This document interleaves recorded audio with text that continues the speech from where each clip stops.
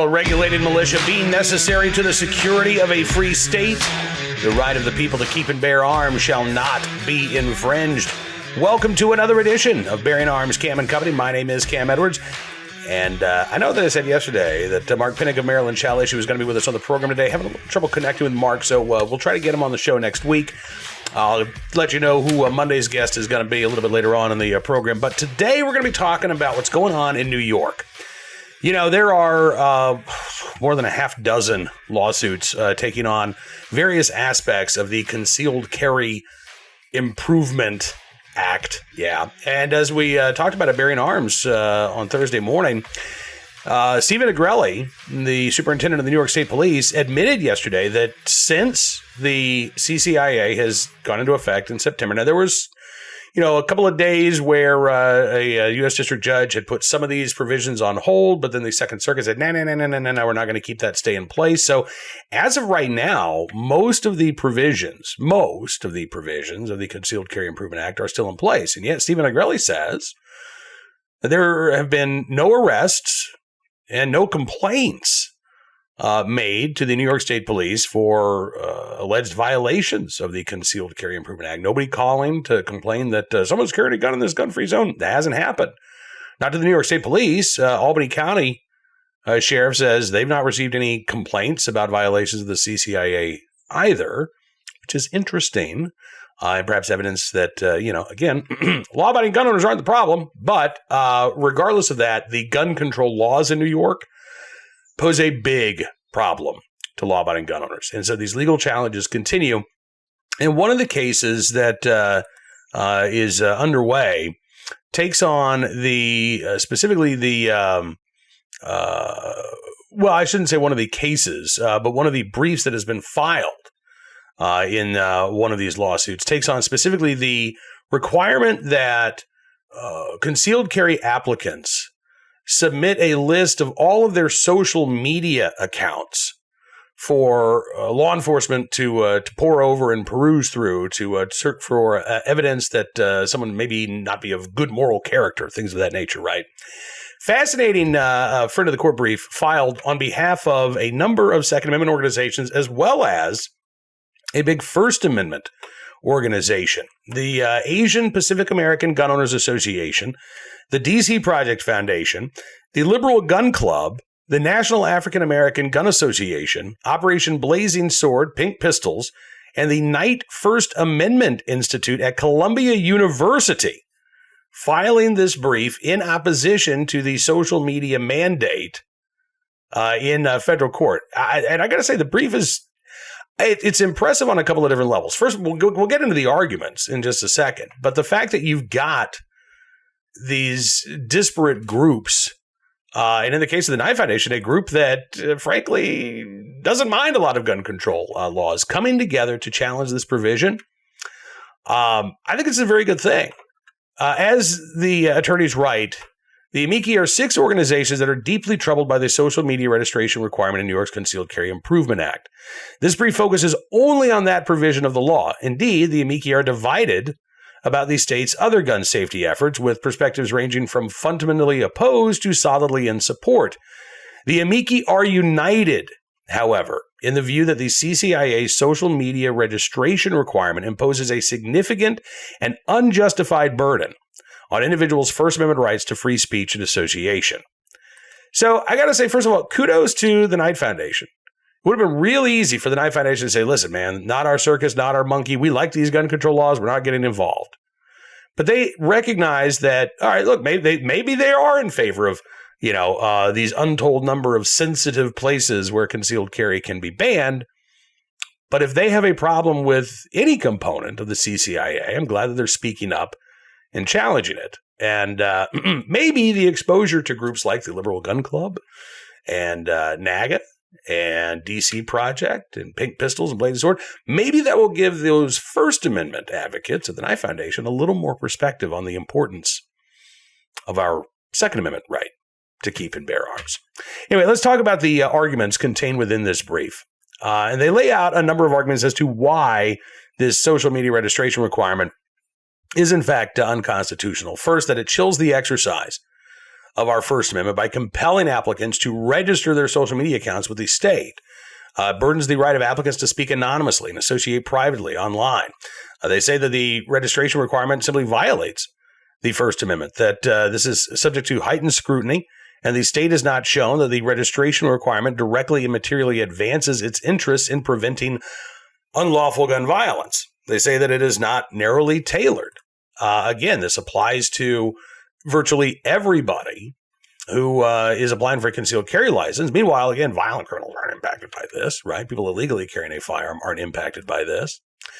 And the brief makes, I think, a really good argument that, gun owners should not have to worry about their personal opinions on any given subject being a factor in whether or not they get to exercise a fundamental civil right, as the amicus brief states. The social media registration requirement burdens well-established First Amendment rights in three ways. First, conditioning an applicant's ability to obtain a concealed carry permit on their willingness to register their social media accounts with the government. That burdens the applicant's rights of free speech and association. Second, compelling applicants to disclose their pseudonymous accounts, including accounts that they might use to avoid harassment, embarrassment, or retaliation for their online speech, burdens the applicant's right to speak anonymously. And third, they say, requiring applicants to direct the state to information that may make it obvious what groups they belong to, what identities they hold, and what causes they support, burdens the applicant's right to associated privacy. It's a valid point. If you're applying for concealed carry license in New York City and you are a rock-ribbed conservative, might the NYPD Licensing Bureau cast a disparaging eye on some of your political opinions? I mean, I'd like to think that's not going to be the case, but it's possible. And if you are, let's say, an LGBT activist, or maybe you are an outspoken progressive and you live in a conservative part of upstate New York, is it reasonable to be concerned that maybe the issuing authority will take a look at your social media posts and say, yeah, I think you're wacky. No, you don't get to own a gun. Again, I would like to think that that wouldn't be the case, but the law allows for that to happen. As the brief points out, they say a vast amount of information about an applicant can be gleaned from even the existence of a particular account, not to mention the applicant's posts, pictures, videos, likes, the list of people and groups that they follow, and their interactions with others. A past Facebook event may reveal that the applicant went to a Black Lives Matter protest in 2020, or a local candidate's rally in 2016, or that the applicant organized a fundraiser for or against abortion rights last spring. And depending on the social media account, this history of events attended, beliefs shared, and associations made could span a decade or longer. An applicant who created a Twitter account in 2008 would be enabling easy access to a 15-year history of tweets, retweets, replies, and likes. And the registration requirement is not limited to just one account. It extends to all social media accounts, no matter how niche the platform. An applicant's list of accounts could include accounts on major platforms like Facebook and Twitter, but also those on platforms like Goodreads, which allows users to share reviews of books they've read, and Caring Bridge, which allows users to document a health journey of any kind, diagnosis, injury, illness, pregnancy complications, or other experiences. This completely unlimited inquiry would almost certainly implicate relationships that could have no possible bearing on the state's interest in preventing gun violence. They note that the mere existence of an account on a particular platform can reveal information about the applicant's sexual practices. Again, dating apps. That's social media. So if you're on Tinder or you're on Grindr, you would technically have to submit that information to the state. And the brief says, as we explained, the applicant's chosen username itself could convey a message. Consider the handle Impeach Biden or F the police. They say, taken together, the information that the registration requirement makes available to the state may paint a picture of the applicant so detailed that even their dearest friends or family may not have the same insight as the state would. And the state will learn more than just the applicant. Or learn about more than just the applicant. It'll be reviewing information that implicates others as well. Multiple members of the amicus, the Liberal Gun Club, are concerned that the registration requirement will directly state to sensitive information, not just about themselves, including health and disability status, but also about others with whom they associate, including people who did not make the decision to apply for a concealed carry permit. It is, again, it's a very, very strong brief. This is challenging, I think, one of the most glaringly problematic parts of the Concealed Carry Improvement Act. And a district judge has put this provision on hold. So this brief is asking the Second Circuit Court of Appeals to keep that lower ruling in place and to preclude the state from requiring, again, that applicants for a concealed carry license hand over all information, not passwords, but you got to share your accounts, right? You can find me on Facebook here. You can find me on Twitter here. Here's my Bumble dating app profile. Again, what is the point of this? To supposedly screen out those who might not have the good moral character to carry a firearm, right? But in doing so, as the amicus writes, the government goes far beyond what is permissible and what is allowed. And again, this is an arbitrary requirement. It's an arbitrary determination as to whether or not a person possesses good moral character. As the amicus brief says, the applicants, quote, are at the mercy of the whims and vast discretion of the licensing officer, which is something that the Supreme Court said is a no-go, right, under the Bruin test. Well, under the Bruin decision, throwing out New York's may issue concealed carry laws and saying you can't do that. Shall issue is constitutional, may issue is not.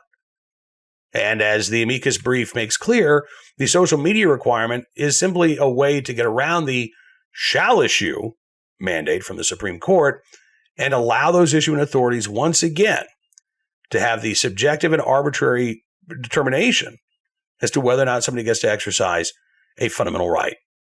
The amicus brief says, what kind of post would make a licensing officer think the applicant didn't have the, quote, essential character, temperament, and judgment necessary to be entrusted with a weapon? Clear and direct threats of violence would almost certainly be red flags for the reviewer, but what about the frequent use of profanity? What about a proclamation that all cops are bastards or that Black Lives Matter? Evidence of an unorthodox sex life, photos of a prized collection of guns, and what acts or statements would, quote, suggest that the applicants are likely to engage in conduct that would result in harm to themselves or others? Video of the applicant playing shooter games like Call of Duty or Fortnite, posts about recovering from an eating disorder, pictures of the applicant boxing. Moreover, the amicus says applicants who frequently post criticism of law enforcement or hold differing views from licensing officers may have concerns about how that speech will be understood. For example, members of the Liberal Gun Club are particularly worried about retribution related to their political views, concerned that their support for opposition candidates or political organizations that challenge those in power will be used against them. And they write that applicants must also consider the risk that local officials will use their social media information for other purposes or fail to protect that information from hackers and other third parties. They note that although the government states that the applicant's social media information will be used only for a one-time check for the purposes of evaluating permit applications, the state also says that certain records of granted license applications will be retained in a statewide database to which, quote, local and state law enforcement shall have access in the performance of their duties. The brief notes that the law is silent on how long applicants' information can be retained or for what other purposes it may be used. Concerns related to future monitoring, they say, will deepen the ongoing chilling effect, deterring applicants from freely engaging in speech and association online. In fact, they cite a member of the DC Project who was so concerned about this that basically she stopped posting on social media and eventually decided against applying for a concealed carry license in New York because she was concerned that her past social media statements might be used against her.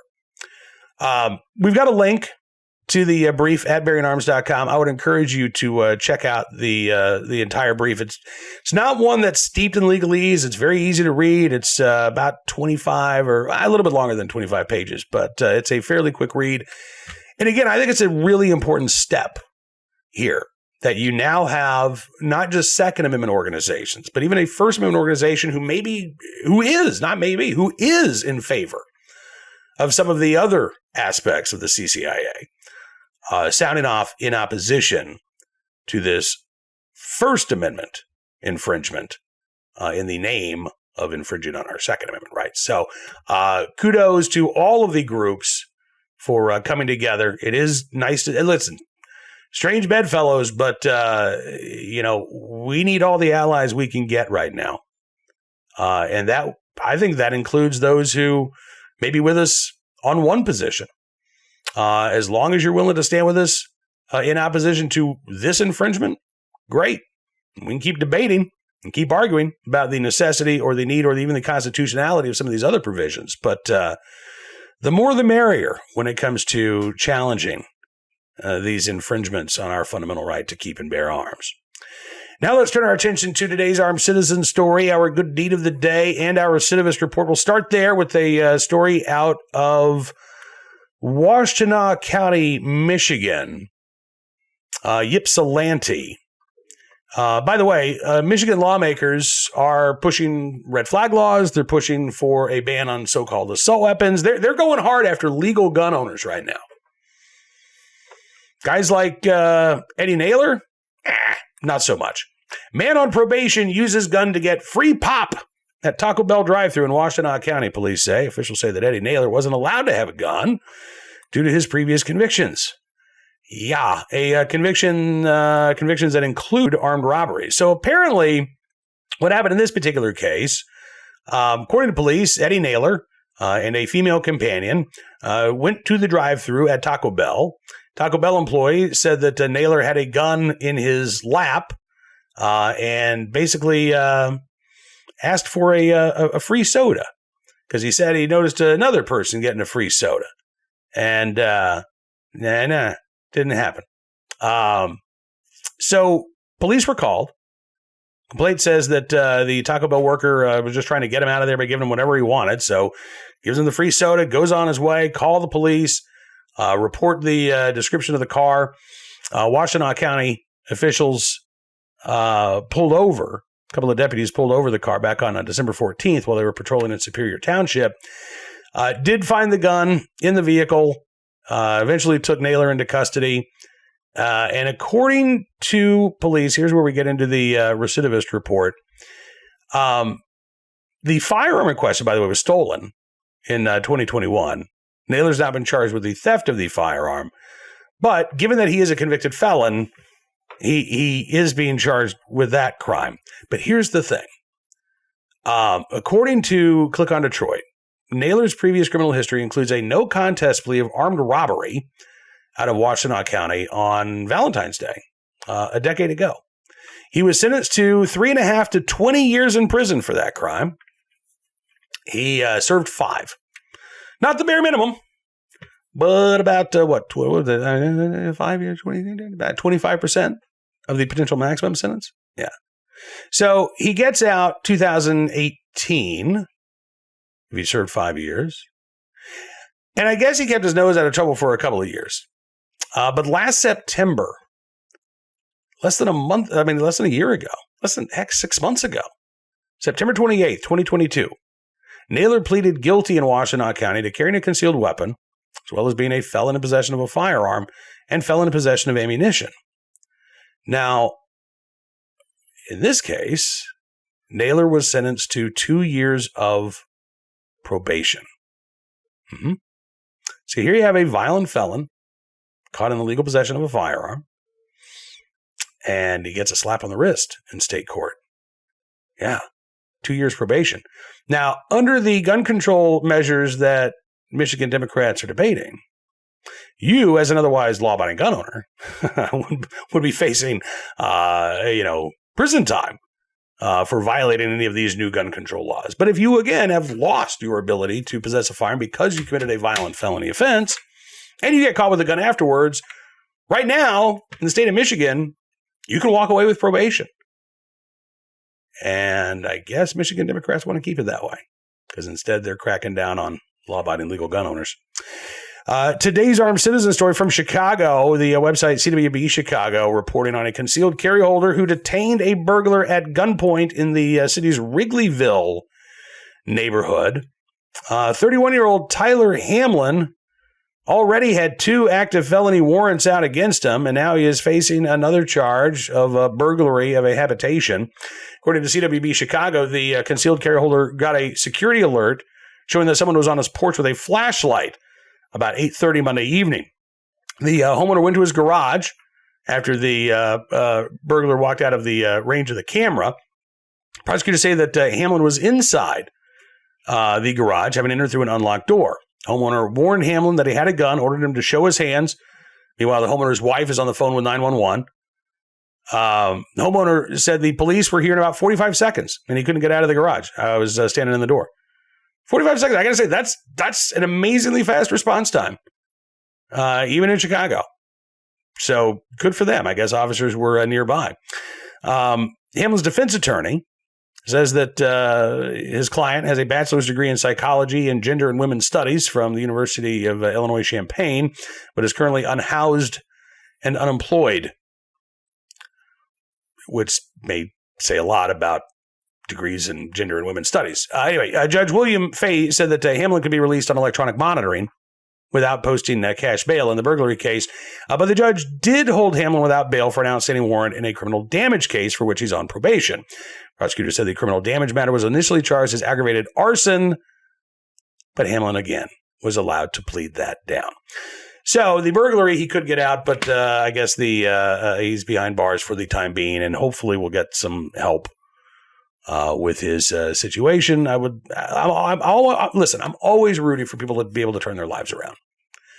I know it doesn't happen all that often, but I am rooting for Tyler Hamlin to, quit being arrested and accused of very serious crimes, and hopefully this time around he gets the help that he needs and maybe ready to help himself as well. Finally today, our good deed of the day from Ohio, where a 62-year-old woman is alive and well today thanks to the help of her fellow gym members who rushed to her aid after her heart stopped during a workout. This was in Orrville, Ohio. Linda Thompson was at Tilson's Fitness Warehouse for an early morning boot camp workout. It was about 2 weeks ago. And she said when she woke up, she was feeling a little off. Said, just had low energy, but she thought, you know what, I'm going to power through. I'll feel better once I get there and I start working out. She said, looking back, there were warning signs she either didn't recognize or she chose to ignore. She said, my chest felt funny, had a little bit of a warm feeling. My left arm felt kind of achy and tired. So as she's working out, she collapsed, kind of tries to steady herself for a second and then just falls forward. She said, I started feeling dizzy. Everything just got foggy. And that's the last thing I remember. Well, as soon as she collapsed, fellow gym goers rushed over and started trying to help. Ryan McAllister is a former Fallen Deer firefighter who does know CPR. And he also was aware that the gym had an automated external defibrillator. He said, I could tell that she was in cardiac arrest and she needed to get CPR started right away. And we needed to get that AED pulled off the wall and get that set up right away, too. So 2 patrons of the gym go bring the AED. They attach the pads around Thompson's heart. McAllister's continuing to do CPR. It took 1 shock from the AED before Thompson's heart started beating again, and she started breathing. McAllister said she flinched and took a breath. It was amazing. Linda Thompson, obviously, says she is very grateful that all those folks stepped in to help. She says it was very frightening. I'm just happy to be here.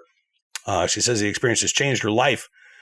And doctors aren't really sure why she went into cardiac arrest, but she has now had a pacemaker and a defibrillator implanted in her chest. She says, that's the crazy part. Just how close I came to not coming back out of this. And she says that I'm just thanking God every day that I'm still here. And hopefully thanking those gym patrons whenever you see them as well, Linda, right? In the right place, at the right time, willing and able to do the right thing. Ryan McAllister, Melinda Budd, and all of the gym goers who are in the right place at the right time, willing and able to do the right thing to save a woman's life. We thank you for your very good deed. Now, that is going to do it for this edition of Bearing Arms Cam & Company. I want to thank you as well for being a part of the program. We'll be back on Monday, and hopefully next week we will be able to talk with Mark Pinnock of a Maryland Shall issue. There's still so much going on. We're covering it at BearingArms.com, though. I do want to let you know about that. Coming up on Monday, though, we're going to be talking with Eric Delbert out in Ohio from LEPD Firearms and Range about the attack on firearms preemption coming from cities like Columbus and Cincinnati, and what this could mean not only to gun owners in Ohio, but around the country as well.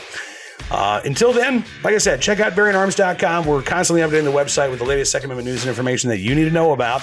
And if you like what you see in terms of our coverage and our reporting, I would also encourage you to become a VIP member at Bearing Arms. Just use the promo code GUNRIGHTS when you go to BearingArms.com/subscribe. and we'll give you exclusive content you won't find anywhere else for showing your support for us. Thank you very much. Hope you have a great weekend. Be well, be safe, and be free.